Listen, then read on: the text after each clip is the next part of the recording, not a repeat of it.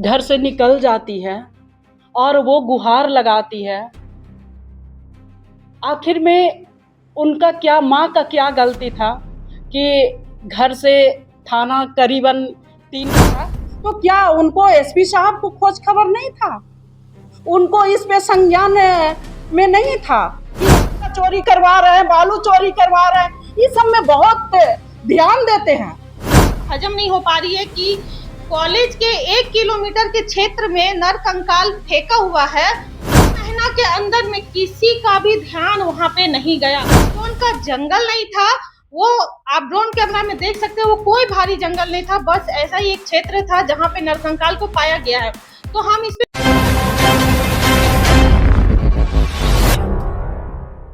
के मुख्यालय में मीडिया के साथियों का बहुत हार्दिक अभिनंदन है, आभार है, जोहार है। आज के इस प्रेस कॉन्फ्रेंस में आजसू पार्टी के तमाम हमारे नेता यहाँ पर मौजूद हैं। जो पार्टी की केंद्रीय सचिव बबीता कुमारी, जो बोकारो की जिला परिषद की उपाध्यक्ष है, पार्टी के वरीय नेता प्रदीप महतो जी, जो धनबाद और बागमारा इलाके में सक्रिय तौर पर संगठन के कार्य को देखते हैं, और पार्टी की महिला नेत्री रजनी रवानी जी इस प्रेस कॉन्फ्रेंस में मौजूद हैं, और बोकारो जिला के अध्यक्ष आदरणीय सचिन महतो जी मौजूद हैं। साथियों, इस प्रेस कॉन्फ्रेंस में मुख्यतः झारखंड में जो कानून की व्यवस्था है, लॉ एंड ऑर्डर है, उस मसले पर हम लोग अपनी बातों को रखने वाले हैं। मीडिया के साथियों को एक आंकड़ा देना चाहता हूं कि झारखंड पुलिस का ये आंकड़ा है कि साल 2026 में 1347 मर्डर की घटनाएं झारखंड में हुई है, और साल 2026 में जनवरी और फरवरी का आंकड़ा झारखंड पुलिस ने जारी किया है, जिसमें 200 मर्डर की घटनाएं हुई हैं, और 109 मर्डर की घटनाएं जनवरी 2026 के महीने में हुई है, और 91 मर्डर की घटनाएं फरवरी 2026 के मंथ में हुई है। मार्च और अप्रैल का आंकड़ा अभी झारखंड पुलिस ने जारी नहीं किया है, लेकिन इस आंकड़ा के अगर औसत को देखते हैं तो मार्च और अप्रैल के इस महीने तक झारखंड में लगभग 400 मर्डर की घटनाएं हो चुकी हैं। सवाल ये उठता है कि क्या झारखंड पुलिस मर्डर की घटनाओं पर या फिर गंभीर और संगीन अपराध के मामले में सजगता से और गंभीरता से कार्य करती है? बोकारो के पिंडरा जोरा थाना का मामला आप सबको याद होगा। 21 जुलाई 2025 को बोकारो के पिंडरा जोरा थाना क्षेत्र से वहां पर एक उस इलाके की बच्ची, एक बेटी गायब हो जाती है, और उनकी मां रेखा देवी और उनके जो पति अनंत महतो हैं, तो रेखा देवी जी ने 21 जुलाई 2025 को बोकारो के पिंडरा जोरा थाने में एक आवेदन दिया कि हमारी बेटी गायब हो गई है, उसका अपहरण हुआ है, और बाकायदा उन्होंने अभियुक्त का नाम भी उसमें दिया, बाय नेम्ड एफआईआर किया। पुलिस ने इस एफआईआर को चेंज करते हुए 24 जुलाई 2025 को एक एप्लीकेशन पर कार्रवाई प्रारंभ की, और आपको आश्चर्य होगा कि इतने संगीन मामले में, जहां पर एक बेटी गायब हो जाती है, उस मामले में पुलिस ने 4 अगस्त 2025 को एफआईआर दर्ज किया। इसका मतलब ये साफ स्पष्ट है कि पुलिस इस मामले में लापरवाही बरत रही थी, और बार बार एसपी के पास जाने के बाद, डीसी के पास जाने के बाद, डीएसपी के पास जाने के बाद इस मामले में एफआईआर दर्ज नहीं किया जा रहा था। तो 4 अगस्त 2025 को एफआईआर दर्ज किया गया, और एफआईआर दर्ज करने के बाद जब कोई कार्रवाई नहीं हुई तो पीड़िता की मां लगातार जाकर के गुहार लगाने लगी। गुहार लगाने के बावजूद भी कोई कार्रवाई नहीं हुई, तो अंततः आजसू पार्टी की जो महिला नेत्री हैं और बोकारो जिला परिषद की उपाध्यक्ष हैं, वो पीड़िता की मां को लेकर के हाईकोर्ट पहुंची, और हाईकोर्ट ने फटकार लगाया, और हाईकोर्ट की फटकार के बाद एक एसआईटी गठित की गई, और एसआईटी गठित किए जाने के बाद 11 अप्रैल को पुलिस ने यह दावा किया कि हमने उस अपहरण किए गए लड़की का जो ह्यूमन स्केलेटन है वो बरामद किया है। तो सवाल ये उठता है कि क्या झारखंड पुलिस किसी एफआईआर पर, किसी गंभीर अपराध के एफआईआर के मसले पर तभी कार्रवाई करेगी जब हम हाईकोर्ट का रुख करेंगे? क्योंकि सरकार के पुलिस महकमे में ये एक परिपाटी बन गई है कि किसी भी मसले पर जब तक हाईकोर्ट का रुख नहीं करते हैं या फिर कोई राजनीतिक दबाव नहीं होता है, पुलिस काम नहीं करती है। और ये तमाम मसलों में इसी तरीके से यही परिपाटी देखने को मिली है। इस मसले पर विशेष अपनी बातों को रखने के लिए क्या घटनाक्रम हुआ है और हाईकोर्ट कैसे लेकर के गई, बबीता जी अपनी बातों को रखेंगी। उनसे अनुरोध है कि मीडिया को वो संबोधित करेंगे। शुक्रिया। इस कॉन्फ्रेंस में जितने प्रेस मीडिया वाले आए हुए हैं, सभी पत्रकार बंधु को जोहार। आज हम लोग प्रेस कॉन्फ्रेंस में एक, देखा जाए तो पूरे झारखंड का एक बेटी जो पुष्पा कुमारी थी,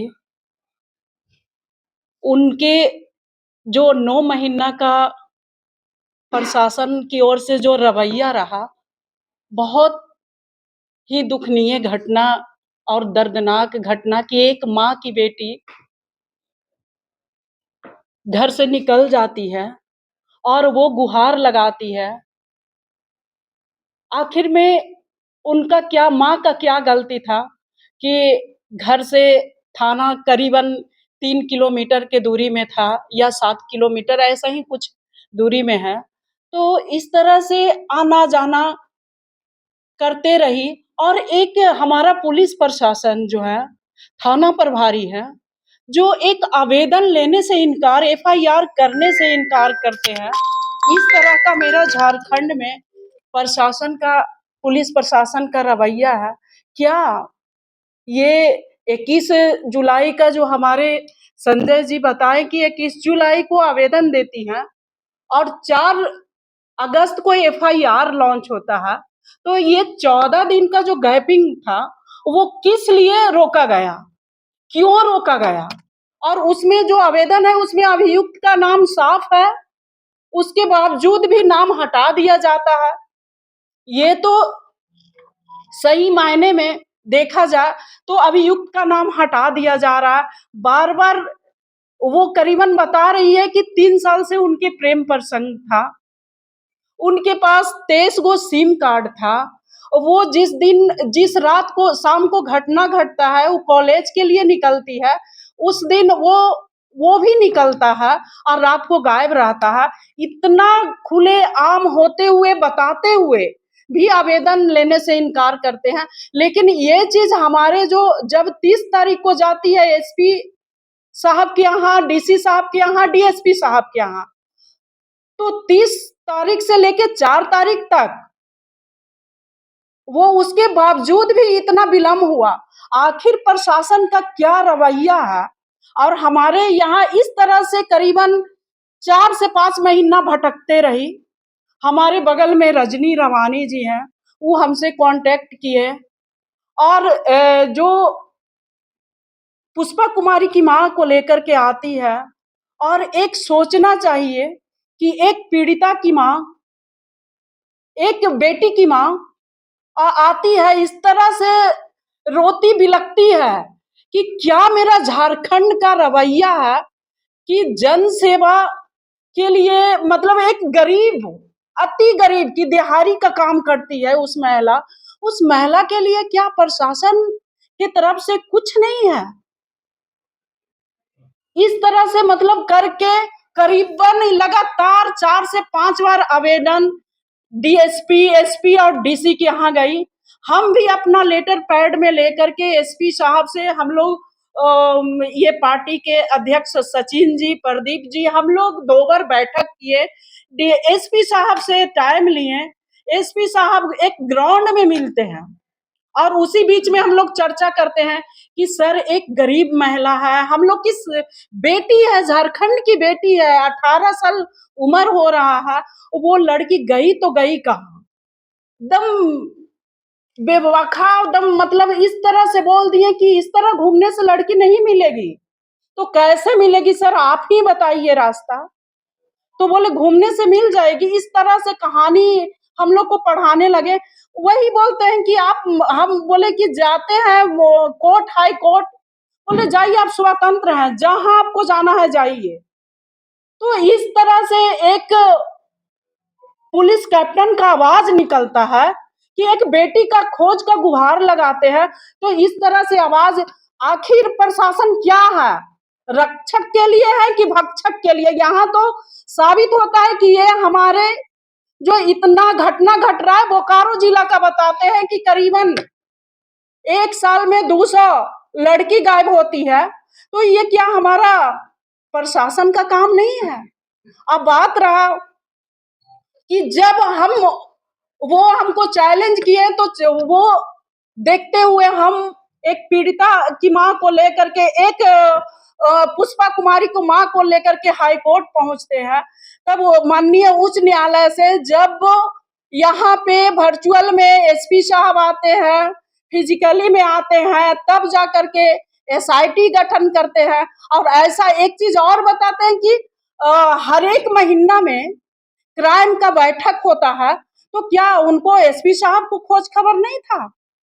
उनको इस पे संज्ञान में नहीं था कि पिंडरा जोड़ा का ये केस है, ये है।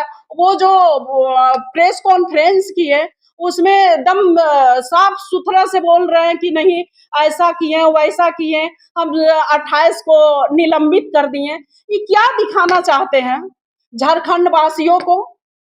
ये क्या दिखाना चाह रहे हैं कि हम दम साफ छवि के हैं? जो 18 साल की बेटी घर से गायब होती है, क्या हमारा प्रशासन का कोई इससे मतलब नहीं है? कोई ताल्लुक नहीं है? आज मेरी बेटी है, कल उनकी बेटी है, परसों उनका बेटी गायब होगी, तो ये क्या मतलब किनको ये खोजना? और इस तरह से हमारे झारखंड में बहुत सारा ऐसा केस है कि आज हाई कोर्ट जो फैसला सुनाए तब जाकर के आज डीएनए टेस्ट के लिए आज रेखा देवी के यहाँ जाते हैं। आज 11 तारीख को नरकंकाल मिलता है, आज तब जाते हैं उनके यहाँ आवेदन लेकर के कि क्या तो आज उच्च न्यायालय नहीं रहता तो सब इसी तरह बेटी हम लोग को घर से उठते रहती, जाते रहती, मृत्यु होते रहता। ये तो हमारे प्रशासन का, झारखंड का पूरे बोलते हैं, पूरे 24 जिला का एसपी लोग, डीसी लोग का क्या रवैया है? ये जन कल्याण न करके खनन विभाग में कोयला का चोरी करवा रहे हैं, बालू चोरी करवा रहे हैं, इस सब में बहुत ध्यान देते हैं। और हमारी जो बहू बेटियां पे इतना भ्रष्टाचार किया जा रहा है, बलात्कार किया जा रहा है, कहाँ सोए हुए हैं? आज देखिए कि उच्च न्यायालय से जब यहाँ से डांट फटकार मिलता है, यहाँ से प्रताड़ित किया जाता है, तब जाकर के उनको घर का जो हमारे अभियुक्त के घर अभियुक्त को ना पकड़ के देखें कि 3 तारीख का घटना उनका परिजन को ला करके टॉर्चर किया जा रहा है, मारपीट किया जा रहा है, तब जाकर के हाई कोर्ट में फिर से हम लोग इसके ऊपर एक फाइल लिखवाते हैं, तब जाकर के वहां से फिर दूसरे आदमी को उठा लेता है। ये तो हमारे पुलिस प्रशासन का काम है।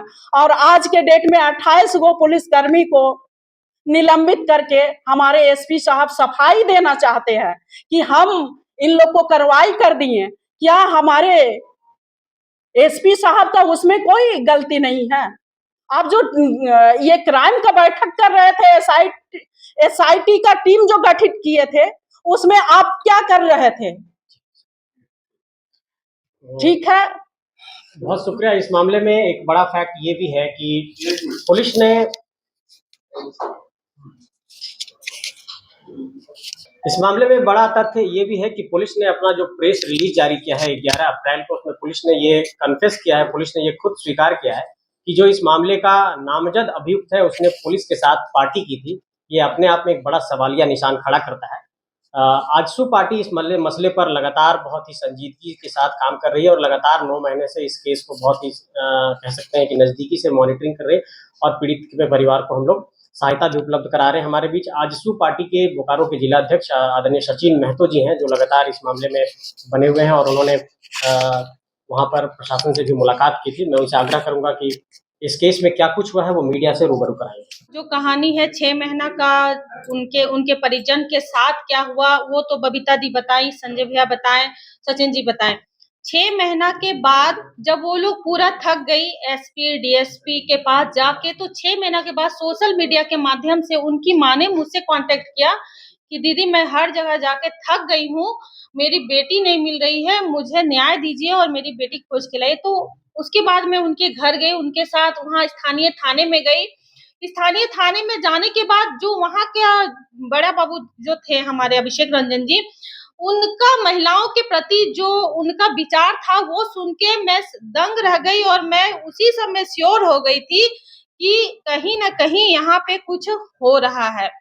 उनका कहना था कि इस एरिया से पर डे एक लड़की गायब होती है और हम लोग खोज खोज के लाते, हम लोग का दिन भर यही काम है। वो हमसे झड़प करने लगे। तो हम उनको फर्स्ट दिन ही बोले थे कि यदि पर डे लड़की गायब हो रही है तो पर डे आपका काम है, आपका ड्यूटी है, आपका दायित्व है कि आप उस लड़की को एक बार खोज के लाइए। यदि वो बालिग लड़की है, अपनी इच्छा से कहीं गई है, तब तो कोई बात नहीं। यदि नाबालिग है तो वो कहाँ गई, उस पर जो कार्रवाई होनी चाहिए वो होना चाहिए। तो मैं फर्स्ट दिन में ही सर को बोली थी कि यदि आपसे नहीं हो पा रहा है तो आप अपने थाना में ताला लगा दीजिए। ये झड़प मेरा उनसे हुआ। उसके बाद भी हम 2-3 बार वहां गए, लेकिन उन्होंने सिर्फ गोल गोल घुमाने का काम किया। उसके बाद बीच में एक पूना का पूरा कांड आया कि वहां से कॉल आए, वो भी हमें दिग्भ्रमित करने के लिए किया गया था। तो मैं समझ गई कि ये मामला कुछ और है और हमें इससे आगे जाना होगा। उसके बाद बबीता मैडम के साथ मिलके हम लोग कोर्ट की ओर आए, और कोर्ट आने के बाद जब उन्हें फटकार मिली तो 24 घंटे के बाद आप लोग को पता है ये सब आया कि उसका नरकंकाल है। लेकिन ये भी बात हमें हजम नहीं हो पा रही है कि कॉलेज के 1 किलोमीटर के क्षेत्र में नरकंकाल फेंका हुआ है और पूरे 9 महीना के अंदर में किसी का भी ध्यान वहां पे नहीं गया। वो कोई अमेज़न का जंगल नहीं था, वो आप ड्रोन कैमरा में देख सकते हो, वो कोई भारी जंगल नहीं था, बस ऐसा ही एक क्षेत्र था जहां पे नरकंकाल को पाया गया है। तो हम इस पे विश्वास नहीं कर सकते हैं जब तक फोरेंसिक जांच ना हो जाए। फोरेंसिक जांच होने के बाद ये बात आती है कि उस बच्ची के साथ क्या हुआ था, उसके साथ बलात्कार किया गया था, उसका ऑर्गन निकाला गया था, वो हम कैसे जान सकते हैं। उसके लिए उस दिनेश महतो का सही सलामत होना, मेरी बात को समझिए, उस लड़के का सही सलामत होना भी बहुत जरूरी है और उसका नार्को टेस्ट भी होना जरूरी है। क्योंकि कोई भी आम व्यक्ति के पास 23 सिम कार्ड और 4 मोबाइल फोन नहीं होते हैं। इससे यह साबित होता है कि उस क्षेत्र में कुछ ना कुछ चला। अभी सर्वोदय स्कूल की ही एक लड़की और गायब है। उसने सोशल मीडिया के माध्यम से, उसके माता पिता ने मुझसे कांटेक्ट किया है कि वही थाना पिंडाजोड़ा थाना के बगल में सर्वोदय स्कूल है, वहां से 14 साल की एक लड़की अभी और गायब है। और हमारे बीच अभी सेजल ओझाडी गांव की है, सेजल झा, वो 5 साल से गायब है, उसका भी कोई खोज पता नहीं। और इसी तरह पुष्पा के मैटर के जैसे हमें गोल गोल घुमाया गया, उसमें भी उन लोगों को गोल गोल घुमाया गया। 5 साल तक उस लड़की का कोई भी है नहीं। वो सारा डाटा कलेक्ट करके एक बार हम आप लोगों के पास जरूर आएंगे, लेकिन उससे पहले हमें जो वहाँ के डीएसपी सर है या फिर रांची के जो डीजीपी मैडम है, मैं उनसे कहना चाहती हूँ कि उस क्षेत्र में क्या चल रहा है, कितनी लड़कियां गायब है, उस पर आप संज्ञान लीजिए और जल्द से जल्द कार्रवाई कीजिए। बहुत शुक्रिया और धन्यवाद।